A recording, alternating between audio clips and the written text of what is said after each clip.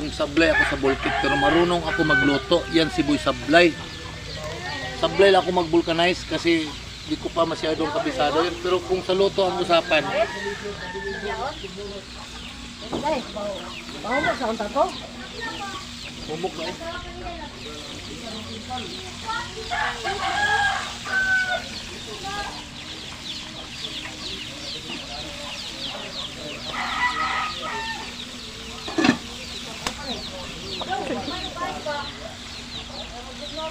Ito yung sister ko na chef cook.